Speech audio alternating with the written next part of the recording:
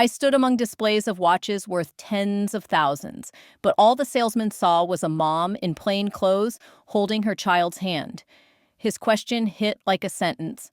Are you sure this is for you? And I realized they wanted to paint me poor even when I came here to buy luxury. I didn't yet know this visit would leave a mark deeper than any purchase. I grew up knowing that people looked at me and saw more than just me. Being half black and half Asian, I was used to the quick pauses, the sideways glances, the quiet assumptions that followed me everywhere. Even when I worked hard, spoke politely, or dressed neatly, it never seemed to erase the question in people's eyes, what's she doing here? By the time I met my husband, Marcus, I had already built a wall inside myself. He was a young doctor then, just starting his residency. He didn't care about walls or stairs. He saw me, really saw me, and I let myself believe that maybe success, education, and family could soften the weight of being judged. Over the years, we built a life together, steady, comfortable, full of love. He worked impossible hours at the hospital, and I kept things steady at home with our son, Daniel. From the outside, it might have looked perfect. We had the nice house in the suburbs, the reliable car, the kind of stability my parents had never known. But even with all that, there were moments I couldn't shake. Like the time a hostess at a downtown restaurant looked me up and down and suggested I try the diner across the street. Or the flight when a man refused to move his bag from the overhead bin because he thought, in his words, someone like me probably didn't belong in business class anyway. I had learned to swallow those moments. Smile, nod, let them pass. Marcus used to say, save your energy for the battles that matter. I tried, but sometimes the silence burned more than the words. Sometimes walking away made me feel smaller, like I had agreed with them. Maybe that's why I wanted to do something different this time. Marcus had been talking for months about a particular watch, a Swiss model he admired but never bought for himself. He always put everyone else first, and I thought, why not surprise him? It wasn't about the money, we could afford it. It was about showing him that I saw his sacrifices, that I valued him the way he valued us. I didn't dress fancy that day. I pulled on my usual jeans, a soft sweater, tied my hair back, and took Daniel with me. I wasn't trying to impress anyone. I just wanted to buy a watch for my husband. But as I would soon learn, the world doesn't always let you walk in. Simple. The morning I decided to go to the boutique, I woke up feeling steady. Marcus had worked another late shift at the hospital, and he came home exhausted, but still asked how my day was. He always did that. He carried the weight of the world, but still made space for me. Watching him fall asleep with his arm draped over Daniel's stuffed bear, I knew I wanted to give him something that wasn't just practical, something beautiful, something he wouldn't buy for himself. That's how I ended up driving downtown with Daniel strapped in his car seat. It was one of those crisp, clear mornings when the city looked sharp, almost too polished. Tall glass buildings reflected the sun, and the traffic lights blinked red like warnings. My stomach turned, but I told myself it was just nerves about spending so much money at once. When we pulled up to the boutique, I noticed the windows first, bright displays lit like little stages. Each watch sat alone on its stand, shining under perfect light, like art pieces in a museum. The doors were heavy glass, spotless, and when I pushed them open, the air changed. It smelled like leather, cologne, and something faintly metallic, like the chill of coins. Inside, the space was quiet, too quiet. A soft piano track played low, but it wasn't enough to cover the silence of eyes turning toward me.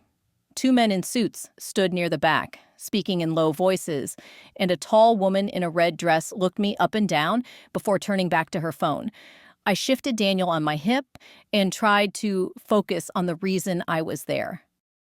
The manager approached first. I didn't know his name then, but later I'd remember it clearly, Robert Hale.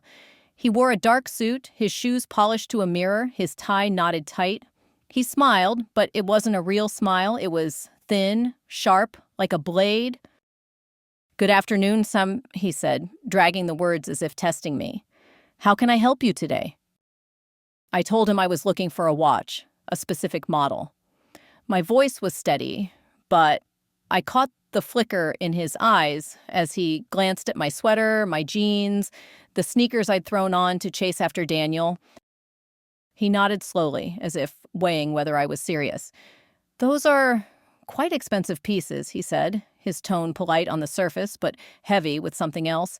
He added, "Are you sure you're in the right place?" The words landed harder than I expected. I'd heard them before, in different ways, but never so direct. Daniel tugged at my sleeve, pointing to the glass case filled with gold watches, and I swallowed the lump in my throat. "Yes," I answered, louder than I meant to. "I know what I'm here for." For a moment, the silence in the room thickened. I could feel the woman in the red dress listening, the two men glancing up from across the boutique. Robert's smile tightened as if he'd gotten the reaction he wanted. Still, I followed him deeper into the store, past marble counters that gleamed under bright white lights. My hands felt clammy against Daniel's small fingers, but I kept moving. I reminded myself I came here for Marcus. I came here with purpose.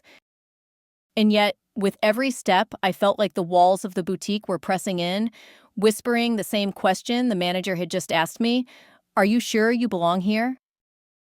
Robert led me to a glass case near the center of the boutique. Inside were rows of watches, each one displayed like a crown jewel. I leaned closer to see the model Marcus had mentioned, but before I could even point it out, Robert's voice cut through the silence. "These are some of our most exclusive pieces," he said slowly. "Are you sure you want to look at this section?" I froze for a moment, unsure if I had heard him right. My eyes flicked to his face, and there it was again. That smile that wasn't a smile. Daniel tugged at my sleeve, pressing his hand against the glass as he whispered, "Mommy, that one looks shiny." I nodded to him softly, but before I could speak, Robert stepped closer. He lowered his voice just enough to sound private, but kept it loud enough for others nearby to catch. "Some customers find these prices surprising. They're not for everyone." The words stung. My chest tightened. I wanted to snap back. "Do you think I don't know what I came for?" But I didn't. I swallowed it down, the way I always had. Then a man standing nearby, a white businessman in a navy suit with a gold ring flashing on his finger, let out a short laugh. He leaned toward Robert and said just loud enough for the whole room to hear, "Not every day you see a mom from the suburbs shopping for a Rolex." The comment burned worse than Robert's. It wasn't just the words, it was the way he said "mom" from the suburbs, like I was a child playing dress-up. I felt my face flush. Daniel looked up at me, confused, sensing the shift but not understanding it.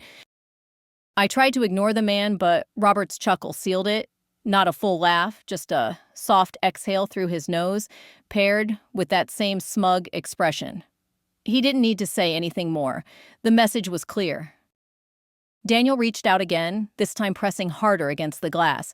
His little finger left a smudge on the pristine surface. Robert's expression hardened immediately. "Please," he said sharply, "make sure your child doesn't touch the displays." His tone was clipped, cold, carrying the weight of judgment. I pulled Daniel's hand back quickly, whispering, "It's okay, sweetie."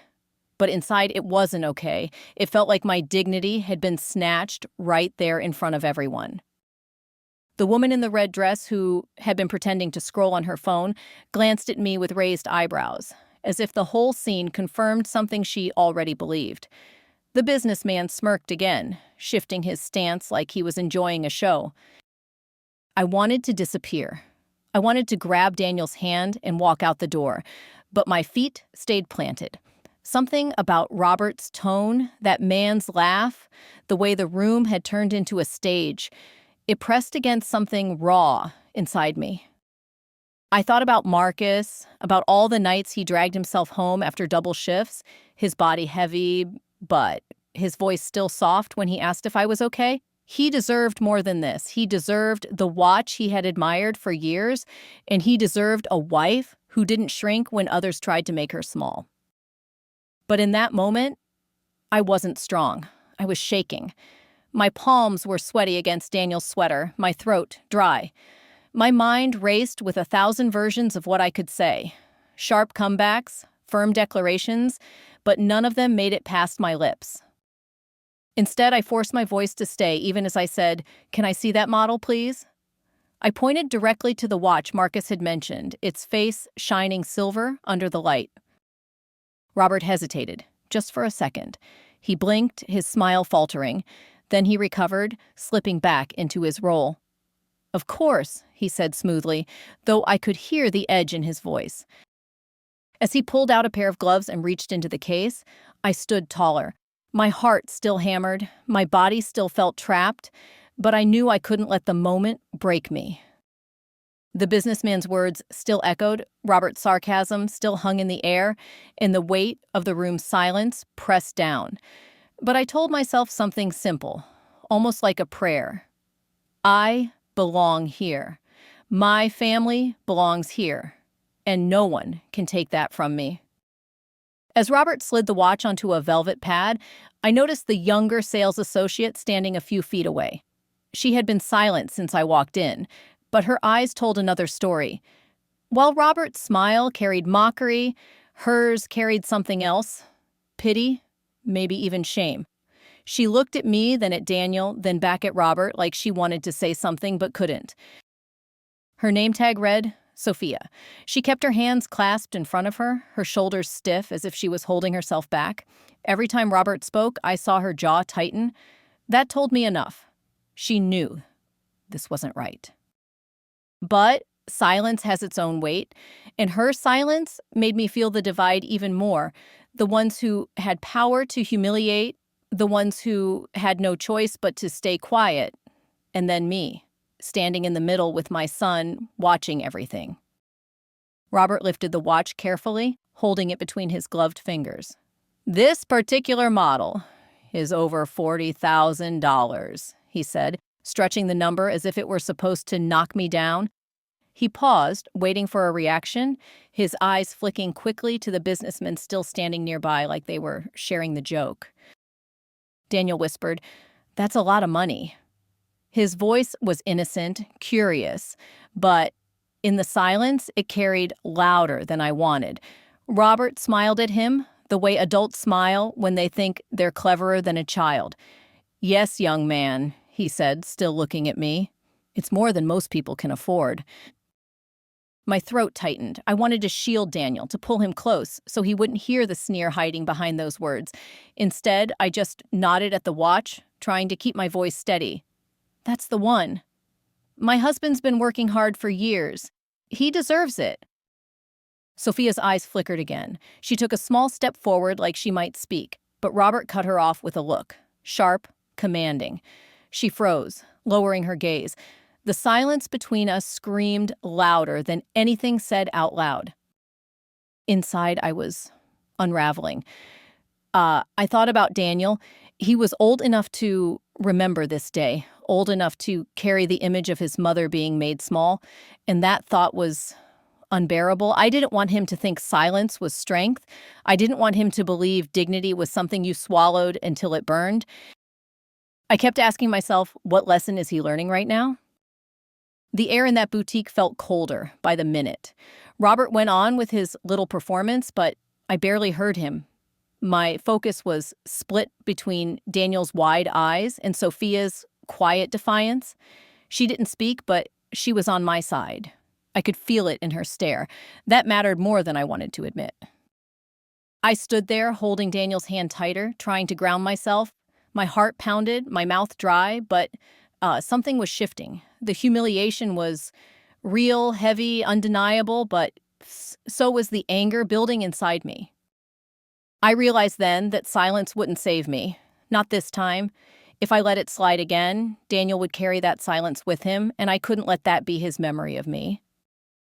For the first time in a long time, I felt the pull to act, not just endure.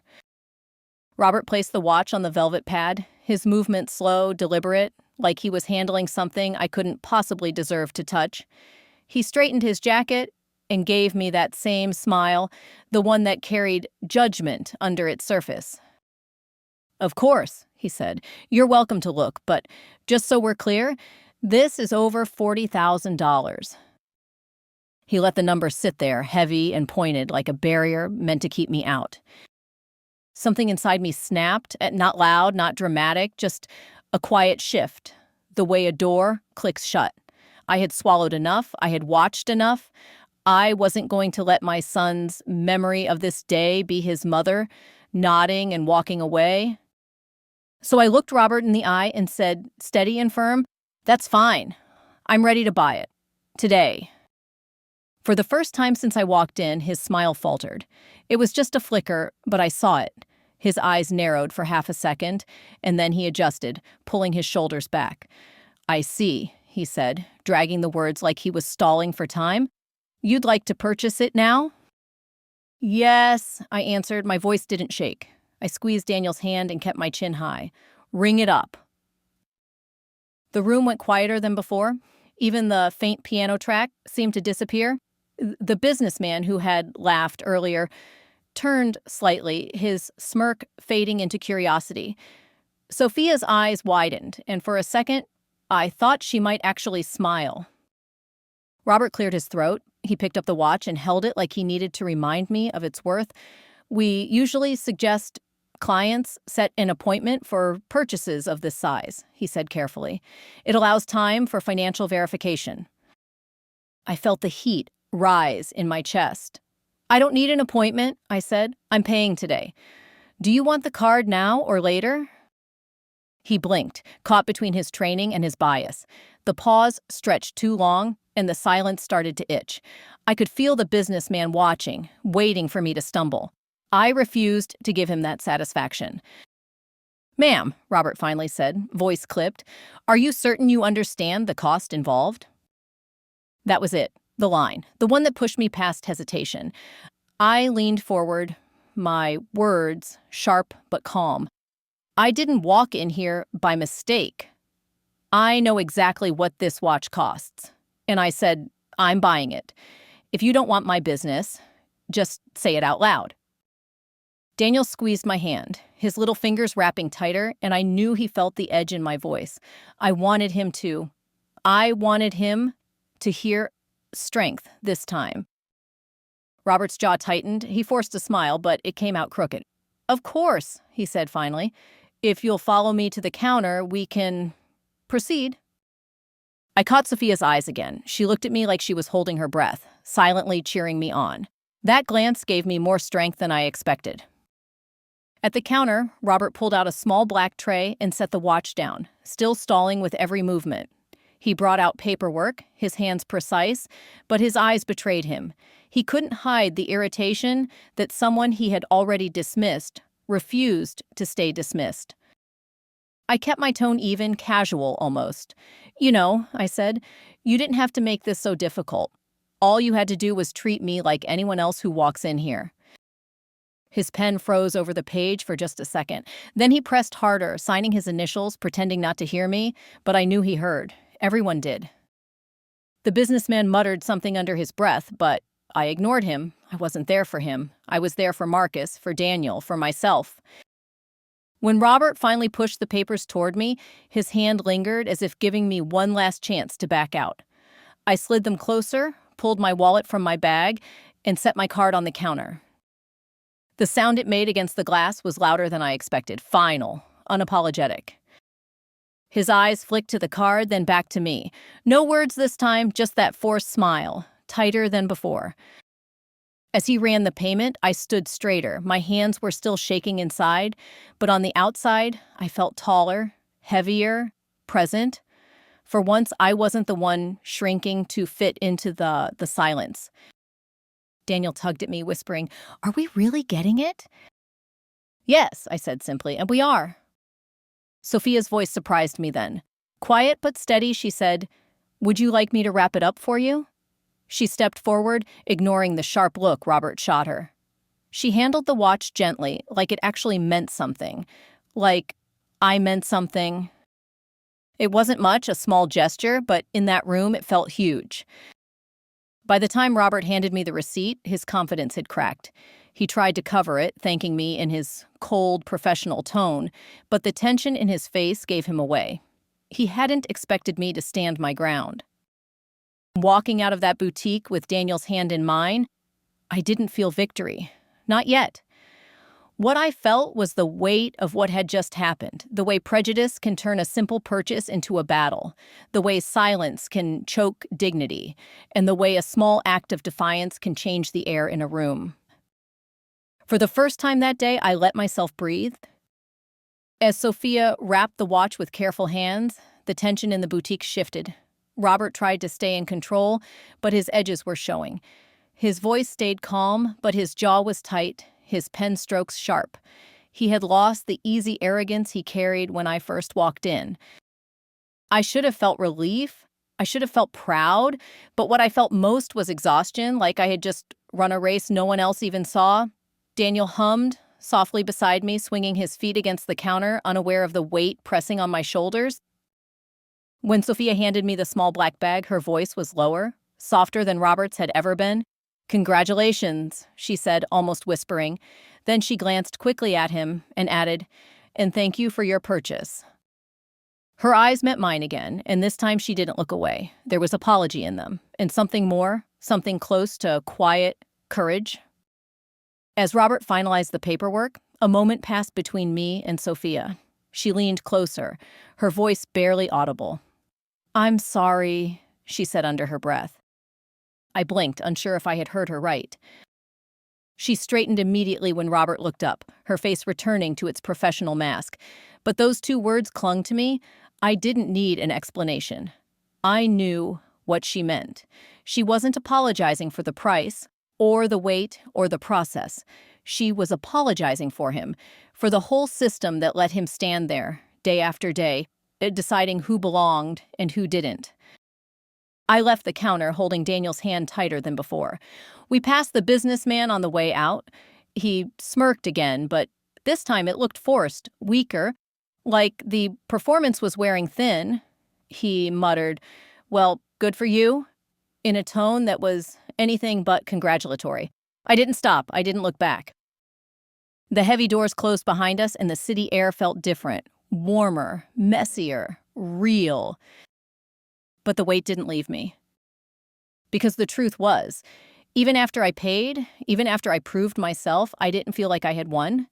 I felt like I had stepped into a trap, one designed to remind me that money might open the door, but it would never erase the suspicion in their eyes. That night, after putting Daniel to bed, I sat with Marcus at the kitchen table. The box sat between us, wrapped in black and silver ribbon, perfect in every way. He looked at me, tired but curious. "What's this?" I told him the story, every detail, the marble floors, the cold smile, the laugh from the businessman, Robert's words, "Are you sure you're in the right place?"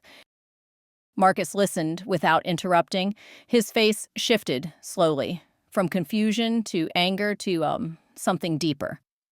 When I finished, he sat back, running his hand over his face. You didn't have to go through that," he said finally. "You could have walked out." I shook my head. I couldn't. Not this time. Not with Daniel watching. We sat in silence for a while. The house was quiet except for the hum of the refrigerator. I traced the edge of the box with my finger, feeling the smooth paper, the weight of it. "Do you think I overreacted?" I asked. "No," Marcus said firmly. "You did what you had to. But it shouldn't have been on you in the first place." That was the truth I couldn't escape. It wasn't just Robert. It wasn't just one store. It was a whole world that let men like him wear their arrogance like a badge, while women like me had to fight just to stand in the same room. Over the next few days, I couldn't stop thinking about Sophia. The way her eyes kept flicking toward me, the way she whispered that apology. I imagined what her days were like, standing beside Robert, watching him decide who was worthy and who wasn't. How many times had she wanted to speak but held back, afraid of losing her job? How many other women like me had walked in, been dismissed, and walked out in silence? The more I thought about it, the angrier I became. Not just at Robert, but at the silence that surrounded him, the company that let him stay, the colleagues who looked away, the customers who nodded along. The silence was the real weapon. One afternoon, while Daniel napped, I sat down at my laptop and searched for reviews of the boutique. I wasn't surprised by what I found. Buried among the glowing 5-star ratings were a handful of comments that sounded all too familiar. He looked at me like I was dirt. They told me maybe I should try the outlet mall instead. I've never felt so humiliated in my life. Different words, different voices, but the same story again and again. I realized then that what happened to me wasn't unique. It wasn't even personal. It was a pattern, a routine, something they counted on people accepting. That truth hit harder than Robert's smile ever could.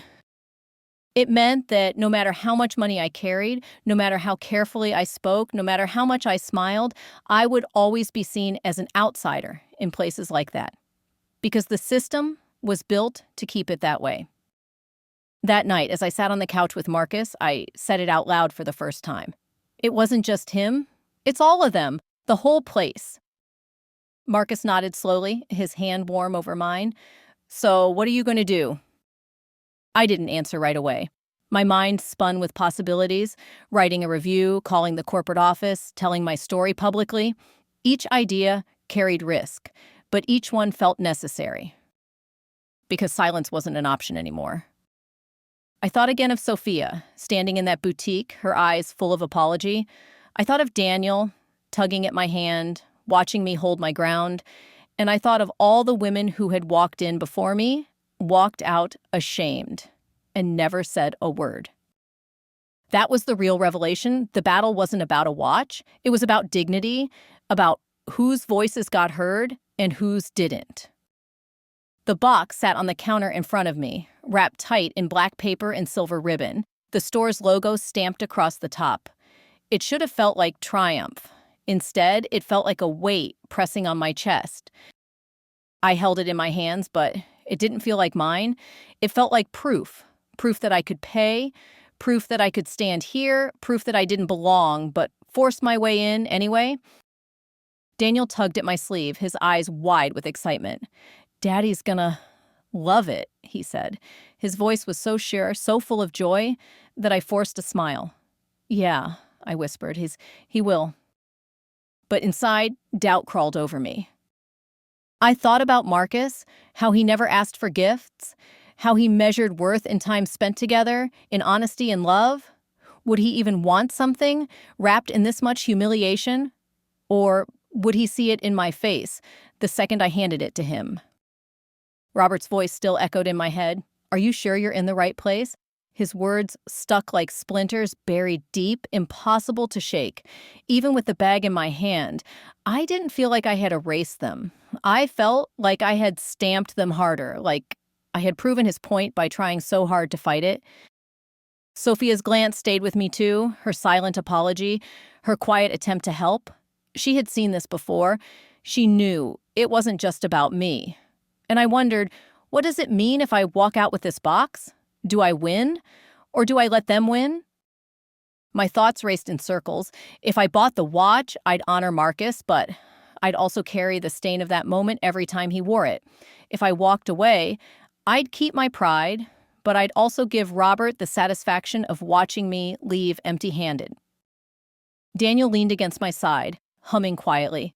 I looked down at his face, so open, so unguarded, and I knew what mattered most wasn't the watch or Robert or even the store. It was him, the memory he'd carry. I wanted him to remember that his mother stood tall, that she didn't let anyone decide her worth, but I also wanted him to know that strength wasn't only about buying or proving, it was about choosing. So I made a choice. Not out loud, not for Robert, not for the businessman still lurking near the back. I made it quietly, for myself. I lifted the bag, met Sophia's eyes one last time, and walked toward the door. Each step felt heavier than the last, but also clearer, more mine. Whether I kept the watch or returned it later didn't matter. What mattered was that I had decided, not them. That night, after Marcus opened the box and listened to me tell the story, I couldn't sleep. I lay awake, staring at the ceiling, replaying Robert's words over and over. "Are you sure you're in the right place?" I realized something important. Buying the watch hadn't erased the humiliation. It hadn't even softened it. The sting was still there, raw and sharp, but the difference was that I wasn't willing to swallow it this time. Not quietly, not like all the other times. The next morning, I sat down at the kitchen table with my laptop. Daniel was busy coloring on the floor, and Marcus was at work. I opened the store's website and clicked Contact Us.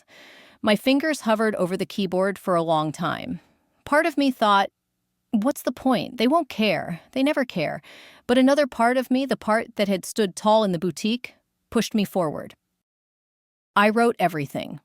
The look on Robert's face, the way he questioned whether I was in the right place, the businessman's comment, Sophia's silent apology. I wrote about the history, the restaurant, the flight, all the little humiliations that stacked up until this one cracked something open in me. I didn't write with anger, I wrote with clarity. Every word was sharp, steady, impossible to ignore.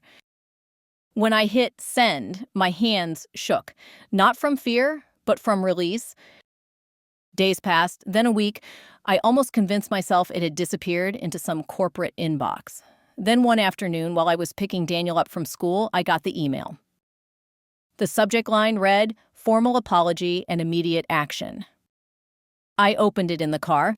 The company admitted they had received multiple complaints about Robert Hale. They claimed they had addressed the issue before, but after my detailed account, they could no longer ignore the pattern. They said he was suspended pending review. They thanked me for bringing it to their attention. The words felt hollow, rehearsed, but still, something cracked open. I wasn't the only one. Others had spoken, and maybe now someone had finally listened. That night, I showed Marcus. He nodded, reading the email twice. "It's not enough," he said, "but it's a start." He was right. It wasn't enough. An apology didn't erase the humiliation, didn't take away Daniel's memory of standing beside me while strangers treated me like I didn't belong, but it was the first sign that silence could be broken. The next day, I posted my story online. I didn't name the boutique at first. I just wrote about what happened, the way Robert spoke to me, the way the room turned into a stage. I wrote about Sophia, about Daniel, about how even when you can afford the price tag, you still pay in dignity. People responded. Some shared their own stories. Black men in luxury car dealerships, Asian women in designer clothing stores, Latino families in hotels. Story after story, each one different, but all of them the same. It spread faster than I expected. A local journalist reached out, asking if I'd go on record. At first, I hesitated. My whole life, I had avoided being that person, the one who makes noise, who pushes back. But then I thought of Daniel again, and I said yes. The article ran a week later. Luxury for some, when money can't buy belonging. My story was front and center, paired with others who had faced the same quiet, cutting prejudice. The boutique issued another statement, this time public. They promised mandatory training, sweeping reviews, all the usual phrases. I didn't know if they meant it, but the truth was out there now. They couldn't pretend anymore. Robert's name trended online for a while. Some people defended him, saying, maybe I misread the situation, but more people believed me. More people had lived it. The flood of voices drowned out the doubt. At home, the watch sat in its box on Marcus's dresser. He wore it once, then set it aside. "It's beautiful," he said, "but it carries too much." I understood. It wasn't about the watch anymore. It was about the story attached to it. Weeks later, I got another email, this time from Sophia. She had found me through the article. She wrote that she had finally quit the boutique. She said she couldn't stand by anymore. Couldn't watch people be treated that way. She thanked me for speaking out, said it gave her courage to walk away. I stared at her message for a long time. I didn't even know what to write back at first. But finally I typed, "You don't have to apologize anymore. You did enough by seeing me." And that was true. Sometimes being seen was the first step toward change. The consequences didn't fix everything. They didn't erase the memory of Robert's smirk or the businessman's laugh. They didn't erase the years of smaller humiliations, but they shifted something in me. Months passed, but the memory of that day in the boutique never left me. At first, it sat heavy, like a bruise I couldn't stop pressing. Then slowly, it changed. It became something else, a story I carried, one I couldn't keep to myself. I started small. A women's group at church asked me to share my experience, and I told them everything, from the first cold glance to the moment I laid my card on the counter. The room went quiet, the way it had in the boutique, but this time the silence wasn't heavy, it was listening. Afterward, women came up to me, Black, Asian, Latina, even white women, and they told me their own stories, each one different, but all of them laced with that same sting of being dismissed. From there, it grew. I joined online forums, speaking with people who had faced the same quiet humiliations. I didn't preach, I didn't try to be a hero. I just told the truth, and the truth connected us. One evening, I was invited to a community event downtown. The topic was equal treatment in public spaces. I almost said no. I wasn't a public speaker. I wasn't polished, but Marcus reminded me, "You've already spoken. You spoke in that boutique when you didn't walk away." So I went. I stood in front of a small crowd, my palms sweating, my voice trembling at first. But as I spoke, I looked out and saw people nodding. They weren't looking at me the way Robert had, measuring me. They were seeing me, really seeing me. And for the first time, I felt like my voice had weight beyond my own life. Daniel was older now, old enough to ask questions. One night, while he was getting ready for bed, he asked, "Mom, why did that man treat us like we didn't belong?" I paused, searching for the right words. Finally, I said, "Because some people think they can judge who's worthy just by looking at them, but they're wrong. And the only way we change that is by speaking up, even when it's hard." He nodded slowly, like he was storing it away. That moment mattered more to me than any headline, any apology, any watch, because I knew he would carry that lesson longer than he would carry the memory of the boutique. The watch still sat in its box most days. Marcus wore it once in a while, but he said it reminded him more of me than of himself. "It's not just a watch anymore," he told me one morning as he slipped it on before work. "It's a reminder that dignity doesn't have a price tag." He was right. That was the truth I had come to live with. Money could buy access, it could open doors, but respect, real respect, wasn't for sale. And the only way to claim it was to demand it over and over until the silence cracked. Looking back, I realized the boutique hadn't been the end of my humiliation. It had been the beginning of my voice. And that voice, fragile as it felt at times, was stronger than their smirks, their whispers, their questions about whether I was in the right place. Because I was, and I always would be. Thank you for listening to my story. It wasn't easy to tell, but I know stories like this matter. If you stayed with me until the end, I want you to know. I see you, and I'm grateful you gave me your time. Now I want to hear from you. Have you ever walked into a place and felt judged before you even opened your mouth? Have you ever been treated like you didn't belong, even when you had every right to be there? And most of all, what did you do in that moment? Did you speak or did you stay quiet? Share your experience in the comments. Let's talk about it, because silence is what keeps these things alive. And if this story touched you, please support the channel. Subscribe, share it with someone who needs to hear it, and let's keep these conversations going. Daniel tugged at me, whispering us, "Are we really getting it?"